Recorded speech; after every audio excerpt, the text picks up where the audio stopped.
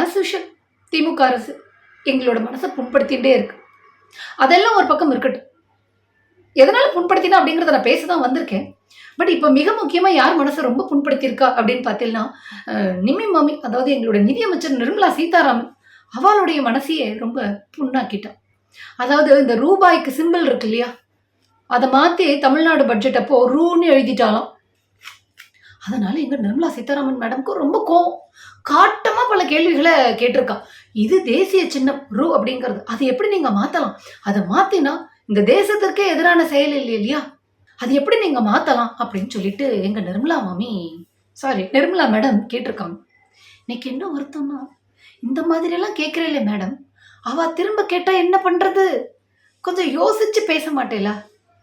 இந்த ரூன்னு போட்டதே தேச ஒற்றுமைக்கு எதிரானது, தேசிய சின்னத்தை அவமதிக்கிறது அப்படின்னு சொல்லுவேன்னா, இங்க இருக்கக்கூடிய மக்கள் தானே தேசிய சின்னம், இங்க இருக்கக்கூடிய ஒவ்வொரு மாநிலமும் தானே இந்த தேசியத்தினுடைய அடையாளம். அதையெல்லாம் புறக்கணிக்கிற மாதிரி நீங்க நடந்துக்கிறீங்களே, அதெல்லாம் தேசத்திற்கு எதிரானது இல்லையான்னு கேட்பாலே இந்த தமிழ்நாட்டு மக்கள். கேட்பா, கண்டிப்பா கேட்பா. கிருத்திரவம் பிடிச்சவா கண்டிப்பா கேட்பா. இப்படி தமிழ் அடையாளத்தெல்லாம் நீங்க புறக்கணிக்கிறீங்க. எந்த ஒரு திட்டத்துக்குமே தமிழ்ல பேர் வைக்காம புறக்கணிக்கிறீங்க.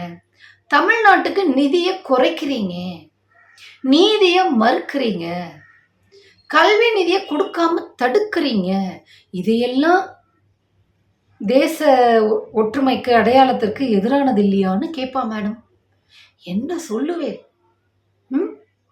எப்போதும் போல எதையானு பேசிட்டு போட்டா எல்லாரும் கம்மன் இருப்பால, கேள்வி கேட்பாளே. அது மட்டுமா, தேசிய அடையாளம் அப்படின்னு எல்லாம் பெருமை பேசிக்கிறேல, தமிழ்நாட்டில் தான், அதாவது உலகத்துக்கே இரும்பு காலம் அப்படிங்கிறது தமிழ்நாட்டில் தான் தொடங்கிச்சு அப்படிங்கிறத ஆய்வு பூர்வமாக தமிழ்நாடு முதலமைச்சர் மு.க. ஸ்டாலின் நிரூபிச்சிருக்காரு. அதை பற்றி என்னைக்கானும் பெருமையாக நீங்கள் ஒரு ட்வீட் போட்டிருப்பேலா நிர்மலா மேடம்? ஏதானு பெருமையாக எங்கேன்னு பேசியிருப்பேலா, வாயை திறந்திருப்பேலா? இதெல்லாம் இந்தியாவுக்கு எதிரானது இல்லையா, இதெல்லாம் தேசியத்திற்கு எதிரானது இல்லையான்னு அவள் கேட்டாலும் மூஞ்ச கொண்டு போய் எங்கே வச்சுப்பேன்? காஞ்சி மடத்துலையா, இல்லை ஆர்எஸ்எஸ் ஆஃபீஸ்லையா? தமிழ்நாட்டுக்கு எதிராக தமிழ் மக்களை புறக்கணிக்கிற மாதிரி பிச்சைன்னு வர பேசினேலே, உரிமை தொகை வாங்குற பெண்களை. இதெல்லாம் ரொம்ப தப்பு இல்லையா? இதெல்லாம் அவமானப்படுத்துறது இல்லையா? இந்த ரூன்னு மாத்தினது மட்டும்தான் அவமானப்படுத்துறா அப்படின்னு கேட்பாளே. என்ன பண்றது? அடுத்தது, நீங்க நாடாளுமன்றத்தில் இருக்கும் போதே உங்க பின்னாடியில இருந்த நிஷிகாந்த் துபே அப்படிங்கிற பிஜேபி எம்பி எந்திரிச்சு நின்று தமிழை விட சமஸ்கிருதம் தான் மூத்த மொழி அப்படின்னு சொன்னார். அப்போ உங்க மனசு குழுக்குழுன்னு இருந்திருக்கும், எனக்கு தெரியும். ஆனா இந்த ஜனங்க கேட்பாலே, இப்படியெல்லாம் பொய்யா நாடாளுமன்றத்திலே பேசுறது, தமிழை மலினப்படுத்துற மாதிரி பேசுறது அப்படிங்கிறதெல்லாம் தப்பாச்சே, அதெல்லாம் நீங்க கேட்கலையா மேடம்? அதெல்லாம் நாட்டுக்கு அவமானம் இல்லையா மேடம்னு கேட்பாலே. தமிழ் தானே உலகத்திலேயே தொன்மையான மொழி, மூத்த மொழி. இல்லை சமஸ்கிருதம்னு சொல்லும் போது நீங்க கொஞ்சமான யோசிக்கணும் இல்லையா? சிந்து சமவெளி நாகரிகம் அப்படிங்கிறத சிந்து சரஸ்வதி நாகரிகம்னு அப்பட்டமா ஒரு பொய்ய சொல்றேன். இல்லாத சரஸ்வதியை தேடுறேன்னு நீங்க, ஐயோ என்ன சொல்றது? வெஞ்சன்ஸ் இருக்கலாம், அது இப்படி ஓப்பனெல்லாம் காட்டக்கூடாது நிர்மலா மேடம். இல்லாத சரஸ்வதியை தேடுறேன், இல்லாத சரஸ்வதி நாகரிகம் அப்படின்னு சொன்னா இது இந்த தேசத்துக்கு அவமானம் இல்லையோ? ஏன் இந்தியான்னு சொல்றதோட பாரதம் தான் சொல்லணும்னு சொல்லி இந்த அடையாளத்தை புறக்கணிக்கிறேலே, மறைக்கிறேலே, இது நாட்டுக்கு செய்யற பெரிய துரோகம் இல்லையா? இதை விட பெரிய துரோகமா ரூன்னு மாத்தினது? அது துரோகமே கிடையாதே. கேட்பாலே. என்ன பண்ணுவேல் நிம்மி மேடம்? ஐயோ ஐயோ. அடுத்தது, தமிழ்நாட்டுக்கு எதிராக நம்ம பிஜேபிக்காரா எவ்வளோ வதந்தி பரப்பினா, அது இந்த நாட்டுக்கே அவமானம் இல்லையா? வெளிநாட்டுல இருக்கவாலாம் பார்த்தா என்ன நினைப்பா? இப்படி ஒரு வதந்தியை பரப்பிண்டு ஆளுங்கட்சியா இருக்கே பிஜேபி, இதையும் பிரைம் மினிஸ்டர் மோடி வேடிக்கை பார்த்துட்டு இருக்காரே அப்படின்னு சொல்லிட்டு காரி துப்ப மாட்டாலும்? இந்தியாவில் ஜனநாயகத்தை காலில் போட்டு மிதிச்சுவிட்டு வெளிநாட்டுக்கு போய் இந்தியாவில் நடக்கிறச்சே ரோட்ல ஜனநாயகம் அப்படியே கொட்டி கிடக்கும்னு பிரதமர் மோடி போய் சொன்னாரே, இதெல்லாம் நாட்டுக்கு அவமானம் இல்லையா? ரூ போட்டது தான் அவமானமா? அதாவது ரூ போட்டதை விட அது தமிழ்ல போட்டது தான் உங்களுக்கு ரொம்ப வருத்தமா இருக்கு. அந்த நேஷனல் சிம்பிள் அதுவும் ரூ தானே, அதை தேவநகரியில போட்டாதான் உங்களுக்கு சந்தோஷமா இருக்கும் போல இருக்கு. தமிழ்ல போட்டா வயிறு எரியும் போல இருக்கு. உங்களுக்கு எரியும்னா திரும்ப திரும்ப அதையே பண்ணுவா மேடம். நிமி மேடம் அமைதியா இருக்கும், வாங்கி கட்டிக்காதீங்க எதையானு பேசி. அடுத்தது டீலிமிட்டேஷன் அப்படின்னு சொல்லிவிட்டு தமிழ்நாட்டுக்கு நாடாளுமன்ற சீட்டெல்லாம் குறைக்கணுங்கிற திட்டத்தில் இருக்கேளே, தென் மாநிலங்களுக்கே குறைக்கணும் அப்படிங்கிற திட்டத்தில் இருக்கேளே, இதெல்லாம் தேசத்துக்கு அவமானம் இல்லையா? போட்டது தான் அவமானமா மேடம்? அடுத்தது, எல்லார் மேலேயும் இந்திய திணிச்சு அவளோட தாய்மொழிய ரீஜனல் லாங்குவேஜ அழிக்கிறேலே, இந்த துரோகத்தை விடவா மேடம் போட்டது பெரிய தப்பு? தமிழுக்கு நிதி நீங்க ஒதுக்கினது எவ்வளவு தெரியுமா? மோடிஜி ஆட்சிக்கு வந்ததுலேருந்து 167 கோடி. ஆனா சமஸ்கிருதத்துக்கு 2345 கோடி மோடிஜி நிதி ஒதுக்கியிருக்கார். இப்படி தமிழை புறக்கணிச்சு செத்து போன சமஸ்கிருதத்துக்கு இவ்வளோ கோடி செலவழிக்கிறத விட போட்டது பெரிய குற்றமா மேடம்? இதெல்லாம் கேட்டா சொல்றதுக்கு உங்ககிட்ட பதில் இருக்கா? பொய் சொல்வேல தானே, வேற என்ன?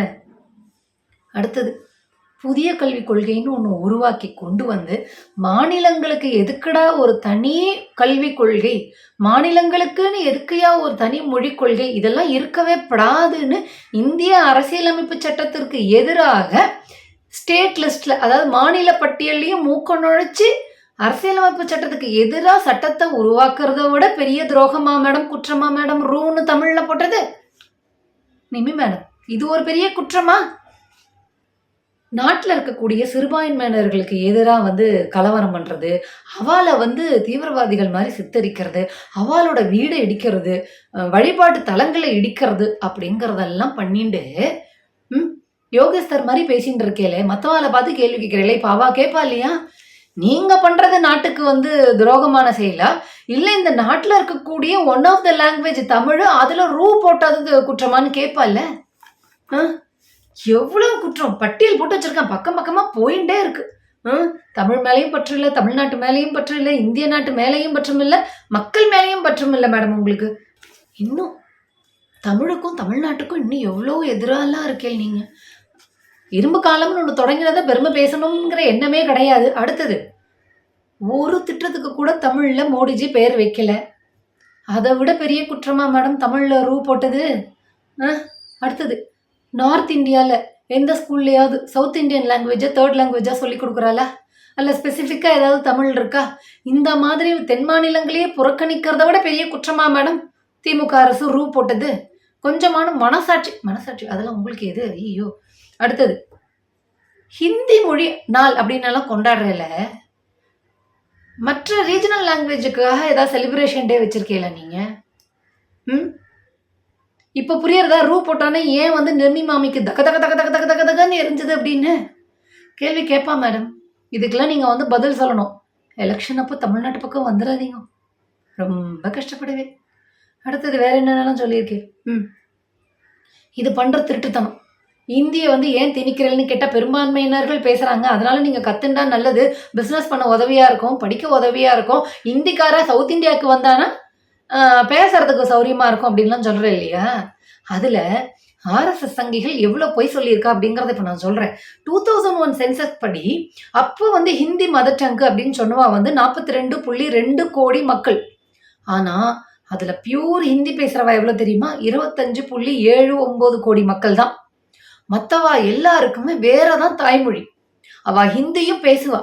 ஆனா நம்ம என்ன பண்றோம், வேற இந்தோ ஆரியன் மொழியில வேற ஒண்ணு மதர் டங்கா இருந்தா கூட அவ ஹிந்தி பேசினா அவளையும் ஹிந்தி பேசுறவான்னு கணக்கு கொண்டு நிறுத்திடுறோம். இதுல 2011 சென்சஸ் படி ஹிந்தி அம்பர்லா, அதாவது 56 மொழிகளை ஹிந்தி அம்பர்லாக்குள்ள கொண்டு வந்துட்டு ஹிந்தி பேசுறவங்களோட சதவிகிதம் நாட்டிலேயே 43%. அதனால எல்லாரும் ஹிந்தி பேசுங்க அப்படின்னு சொல்றேன். ஆனா அதுல உண்மை என்ன தெரியுமா? அதுல இந்திய தாய்மொழியா கொண்டவா வெறும் 26% தான். எதுக்கு இப்படி நம்ம எல்லாம் இந்திய திணிச்சுன்னு இருக்கோம்? எல்லாரையும் ஹிந்தி பேச வச்சு அதுக்கப்புறம் ஹிந்திலேயே கரஸ்பாண்டன்ஸ் அனுப்புங்கன்னு சொல்றது, ஹிந்திலேயே எக்ஸாம் எழுதுங்கன்னு சொல்றது, இப்படி ஹிந்தின்னு சொல்லி இப்போ பை நேச்சர் நார்த் இந்தியாவில் இருக்க வாழ்க்கைலாம் ஹிந்தி வந்துடும் இல்லையா? சவுத் இந்தியா இருக்க வாழ்க்கைலாம் கஷ்டப்படணும் இல்லையா? இப்போ இங்கேருந்து அமெரிக்காவுக்கு போகிறான்னு வச்சுக்கோங்க, நம்மளால என்னதான் அமெரிக்காக்கார மாதிரி இங்கிலீஷ் பேசினா கூட அமெரிக்கா ஸ்லாங் வர்றது அப்படிங்கிறது ஒரு 2-3 தலைமுறை ஆகும் இல்லையா? அப்போ அது வரைக்கும் அவள் அந்த லாங்குவேஜில் கொஞ்சம் சிரமப்படணும் இல்லையா? அதே மாதிரி தமிழ்நாட்டில் இருக்கக்கூடியவாளையும் ஹிந்தி பேச வச்சு அவளை கஷ்டப்படுத்தி எல்லா எக்ஸாம்லையும் ஹிந்திலேயே நடத்தினா, எல்லா கரஸ்பாண்டன்ஸையும் ஹிந்திலேயே பண்ணா, அவளுடைய வளர்ச்சி அப்படிங்கிறது 2-3 தலைமுறைக்கு வந்து குறைஞ்சிரும், தடைப்படும். அதை வச்சுட்டு நம்ம செய்ய வேண்டிய காரியம் எல்லாத்தையும் செஞ்சுக்கலாம் அப்படிங்கிற சதித்திட்டம் தானே மேடம். இந்த சதித்திட்டத்தை நம்மளுடைய முன்னோர்கள் கான்ஸ்டியூஷன் எழுதும் போதே பண்ணிட்டா மேடம். அதாவது 1950க்கு முன்னாடி குடியரசு, அதாவது அரசியலமைப்பு சட்டம் உருவாகிறதுக்கு முன்னாடி அந்த கான்ஸ்டியூஷன் அசம்பிளியில் அஃபிஷியல் லாங்குவேஜா என்ன இருக்கலாம் அப்படிங்கிற டிஸ்கஷன் வரும்போது ஓட்டெடுப்புலாம் வந்தது இல்லையா. ஓட்டெடுப்பில் ஃபர்ஸ்ட் என்ன நடந்ததுன்னு பார்த்தீங்கன்னா, ஹிந்தி தான் அலுவல் மொழியாக இருக்கணும் அப்படிங்கிற ஓட்டெடுப்பு நடத்தும் போது ஃபர்ஸ்ட் எப்படி வந்துச்சுன்னா 77 ஹிந்தி ஓகேன்னு 77, ஹிந்தி நாட் ஓகேன்னு 77 டைல வந்துருச்சு. அதனால திரும்பவும் ஓட்டெடுப்பு நடத்தினாங்க. அப்போ இந்திய அலுவல் மொழியா இருக்கணும்னு 78 ஓட்டும், கூடாதுன்னு 77 ஓட்டும் வந்தது. ஒரு ஓட்டுல வந்து ஹிந்தி அப்படிங்கிறது அலுவல் மொழியாக ஆச்சு. இப்போ தாவேக்கான ஒரு கட்சி தொடங்கியிருக்காரு விஜய். அவர் சொன்னார் ஒரு அறிக்கையில, மக்களவையில மக்கள் பிரதிநிதித்துவம், அதாவது தமிழ்நாட்டுக்கான மக்களவை உறுப்பினர்கள் எண்ணிக்கை குறையிறது, அந்த பற்றாக்குறை அப்படிங்கிறது மக்கள் பிரச்சனையே இல்லைன்னு. அரசியல் தெரியாத தற்கொலை தான் இப்படி அறிக்கை விடுவாங்க. பார்த்தேல, ஒரு ஓட்டுல அலுவல் மொழியாக இந்தி இருக்கலாம் அப்படின்னு வின் பண்ணுச்சு. அப்போ ஒரு எண்ணிக்கையும் ஒவ்வொருத்தருடைய உரிமை, சுதந்திரம், இது எல்லாத்தையுமே பாதிக்கக்கூடும். சரி, 1950ல இருந்து இந்தி அலுவல் மொழி அப்படிங்கிற இது வந்துடுது, கான்ஸ்டியூஷன்ல கொண்டு வந்துடுறாங்க.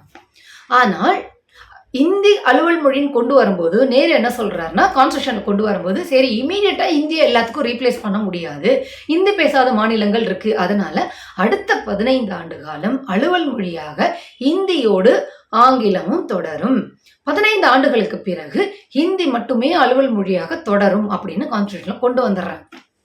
இது என்ன ஆகுதுன்னா, இந்தி பேசாத மாநிலங்கள் இதுக்கு எதிர்ப்பு தெரிவிச்சு அதை பத்தி பேசிக்கிட்டே வராங்க. அப்போ 15 ஆண்டு காலம்னா 1965ல இது மாறும் இல்லையா. அப்போ 65க்கு முன்னாடி 64ல நேரு இறந்து போயிடுறாரு. அதுக்கு முன்னாடி அலுவல் மொழி சட்டம் 1963 அப்படின்னு ஒரு சட்டத்தை உருவாக்குறாங்க. அலுவல் மொழிக்காக ஒரு சட்டத்தை உருவாக்கும் பொழுது நேரு என்ன சொல்றாருன்னா, இந்தி பேசாத மாநிலங்கள் எதிர்ப்பு தெரிவிக்கிறதுனால 1965க்கு பிறகும் இந்தியோடு ஆங்கிலமும் அலுவல் மொழியாக தொடரலாம் அப்படின்னு கொண்டு வராரு 1963 அபிஷியல் லாங்குவேஜ் ஆக்ட்ல. அப்பதான் பேரறிஞர் அண்ணா, அவர் பேரறிஞர் இல்லையா, அப்பயே கண்டுபிடிச்சிட்டார், நீங்க தொடரலாம்னு சட்டம் கொண்டு வரீங்க, அப்படி இருக்கக்கூடாது, தொடரும்னு சட்டம் கொண்டு வாங்க அப்படின்னு பேரறிஞர் அண்ணா வந்து சண்டை போடுறாரு. அப்போ நேரு என்ன சொல்றாருன்னா, இல்ல தொடரலாம்னே இருக்கட்டும், நான் வாக்கு கொடுக்குறேன், 65க்கு பிறகும் இந்தி ஆங்கிலம் ரெண்டுமே அலுவல் மொழியா தொடரும், நான் வாக்கு கொடுக்குறேன், இதனால இந்த சட்டத்துல இந்த கரெக்ஷன்ஸ் கொண்டு வரணுங்கிற அவசியம் இல்லைன்னு சொல்லிட்டு 1963 ஆக்ட அப்படியே பாஸ் பண்ணிட்டு 1964ல இறந்தும் போயிடுறார். இப்போ 1965 வருது. அப்போ இந்தி பேசாத மாநிலங்கள், திமுக, திராவிடர் கழகம், பெரியார் எல்லாருமே என்ன பண்றாங்க, அந்த சட்டத்துல என்ன இருக்கு, தொடரலாம்னு தானே இருக்கு, இது என்னைக்குமே நமக்கு வந்து கழுத்துல வரக்கூடிய கத்தியா இருக்கும் அப்படிங்கறதுனால என்ன சொல்றாங்கன்னா, போராட்டத்தை தொடங்குது தமிழ்நாடு. தந்தை பெரியார் அந்த பக்கம் போராட்டத்தை பண்றார், திமுக பேரறிஞர் அண்ணா தலைமையில இந்த பக்கம் போராட்டத்தை நடத்துது. கலவரம் வெடிச்சிருது தமிழ்நாட்டுல.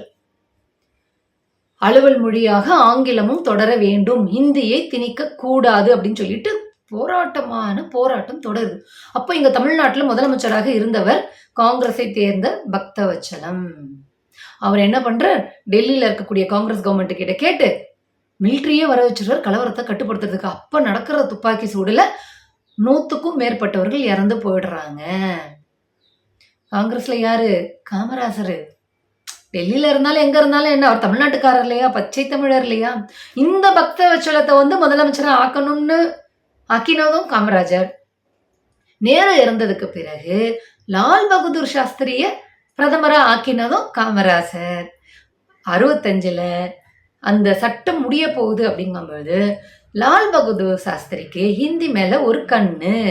அவர் என்ன பண்றாரு, அலுவல் மொழியில, அதாவது அரசு துறைகள்ல கரஸ்பாண்டன்ஸ் எல்லாத்தையும் ஹிந்தியில மாத்துறதுக்கான ப்ராசஸ் எல்லாம் தொடங்குறாரு. அப்ப கலவரம் இன்னும் அதிகமா போயிடுது, இந்தியை திணிக்காதேன்னு.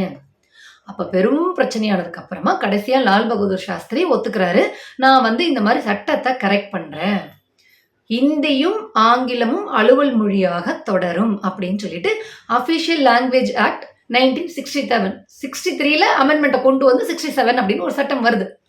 அதுல இன்னொன்னும் சொல்லி வச்சிருக்காரு. அதுல என்ன அப்படின்னா, இந்தி பேசாத மாநிலங்கள் விரும்புகிற வரை அவர்கள் எல்லாம் வந்து ஹிந்தி இங்கிலீஷ் இனிமே வேண்டாம் அபிஷியல் மொழியா அப்படின்னு சொல்லிட்டு எல்லாரும் ஒன்றிணைந்து சட்டமன்றத்துல திருத்தம் கொண்டு வந்தால் அதுக்கப்புறத்துல இருந்து ஹிந்தி மட்டுமே அலுவல் மொழியா இருக்கும் அப்படின்னு. அதிமுக ஏன் ஆட்சியில இல்ல அப்படிங்கிறது பிஜேபிக்கு ரொம்ப வருத்தமா இருக்கும்னு இப்ப புரியறதா உங்களுக்கு? இன்னொன்னும் வருது. அதாவது இந்தி பேசாத மாநிலங்கள் மற்ற மாநிலங்களோட நாடாளுமன்றத்தோட கம்யூனிகேஷனை வந்து இங்கிலீஷ்லயே வச்சுக்கலாம் அப்படின்னும் அதுல ஒரு சப்செக்ஷன்லாம் இருக்கு. இன்னொன்னு அதுல இருக்கு என்னன்னா, இப்படி சொல்வதனால் அவர்கள் இந்தியில் கம்யூனிகேஷன் பண்ணக்கூடாதுங்கிறதெல்லாம் கிடையாது அப்படின்னு. மும்மொழி கொள்கையை திணிக்கணும் அப்படிங்கிறதுல ஏன் இவ்வளோ ஆர்வமா இருக்கும்னு புரியறதா? அப்ப இருமொழி கொள்கை இருக்காது. மும்மொழி கொள்கையை கொண்டு வந்து அதன் பிறகு அதிமுக ஆட்சியில் இருந்ததுன்னு வச்சுக்கோங்களேன், கம்யூனிகேஷனை முதல்ல இங்கிலீஷு ஹிந்தின்னு பேரலா ஸ்டார்ட் பண்ணலாம். அப்புறம் கொஞ்சம் கொஞ்சமா இங்கிலீஷை வந்து ரீப்ளேஸ் பண்ணி ஹிந்தி மட்டுமேன்னு கொண்டு வரலாம். அதுக்கப்புறமும் ஹிந்தியை ரீப்ளேஸ் பண்ணி சான்ஸ்கிரிட்டை கொண்டு வரலாம். சான்ஸ்கிரிட்டை கொண்டு வந்தா சனாதனத்துல நீங்க உங்க எல்லாரையும் சூத்திர வர்ணமா அடிமையாக்கிடலாம். இவ்வளோ திட்டங்கள் இருக்கு. இப்ப புரியுதா? ஒருவேளை திமுக, பேரறிஞர் அண்ணா, கலைஞர் இவங்க எல்லாரும் இந்த இந்தி திணிப்புக்கு பின்னால் இருக்கக்கூடிய சூழ்ச்சியை உணராமல் இருந்திருந்தால் 1965 இந்தி திணிப்பு எதிர்ப்பு போராட்டத்தை கையில் எடுக்காமல் இருந்திருந்தால் இந்தியின் மூலமாக தென் மாநிலங்கள் குறிப்பா தமிழ்நாடுடைய வளர்ச்சி அப்படிங்கிறது எவ்வளவு பின்தங்கி போயிருக்கும். இப்ப நம்ம ஆங்கிலம் படிச்சதுனால தானே வெளிநாடுக்கு போறோம், நிறைய வந்து படிக்கிறோம், ரிசர்ச் பண்றோம், அறிவை வந்து வளர்த்துக்கிறோம். இதுவே ஹிந்தியா இருந்திருந்தா எந்த நிலைமைக்கு வந்திருக்கும்? இப்போ உங்களுக்கு புரிஞ்சிருக்கும் எங்க நிம்மி மாமியோட மனசு திமுகவால ஏன் புண்பட்டுதுன்னு.